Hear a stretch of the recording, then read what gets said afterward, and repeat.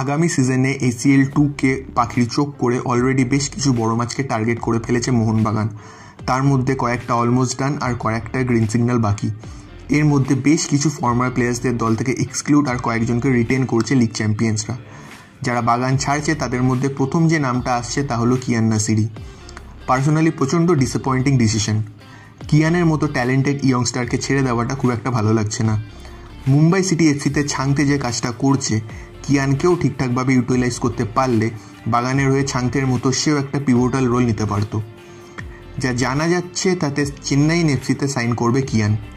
জুয়ান Fernando টিনিয়ারে যাও বা match time পেয়েছিল, হাবাস আসার পরে সেটাও পায়নি।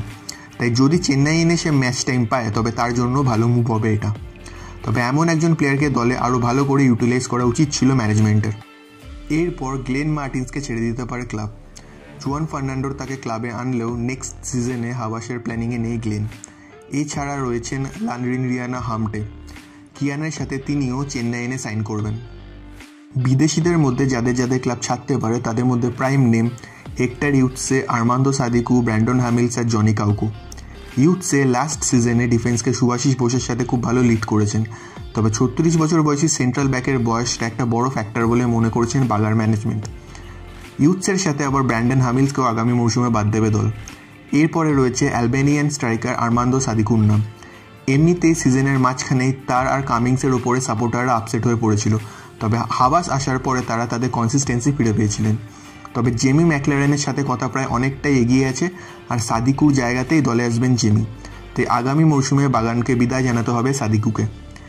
এই সবাই ছাড়া জনি কাউকোকেও আগামী সিজনে দেখা যাবে না সবুজ মেরুন জার্সিতে। In the middle of the season হাবাসের কামব্যাকের পরে হুগো বোমোসের জায়গাতেই কাউকোকে সাইন করানো হয়েছিল এবং লিগ জয়ের ক্ষেত্রে একটা ক্রুশাল রোল নেন তিনি। তবে তার ACL ইঞ্জুরিটা টিম ম্যানেজমেন্টের কপালে চিন্তার ভাঁজ ফেলছে। এর জন্যে বিগত সিজনেও 90 মিনিট ম্যাচ ফিট ছিলেন না তিনি। তাই তার সাবস্টিটিউট খুঁজবে মোহনবাগান। আর সব শেষে রইল হুগো বোমস। কাউকোকে আনার পরে রেস্ট অফ দ্য সিজনের জন্য বোমসকে সাইন করায়নি বাগান। আর পরের সিজনে যে তাকে ক্লাব রিটেন করবে না তা প্রায় কনফার্ম হয়ে গেছে। তাই হুগো ফ্যান্সদের কাছে এটা একটা ব্যাড নিউজ। মোটামুটি ইনক্লুশন আর এক্সক্লুশন মিলিয়ে একটা ব্যালেন্স টিম নিয়ে পরের মৌসুমে ন্যাশনাল আর কন্টিনেন্টাল লেভেলে নামতে চলেছে মোহনবাগান। টিম ম্যানেজমেন্টের নেওয়া ডিসিশনগুলো পরের বারও ক্লাবকে এই বছরের মতো সাকসেস এনে দেয় নাকি, এখন সেটাই দেখার।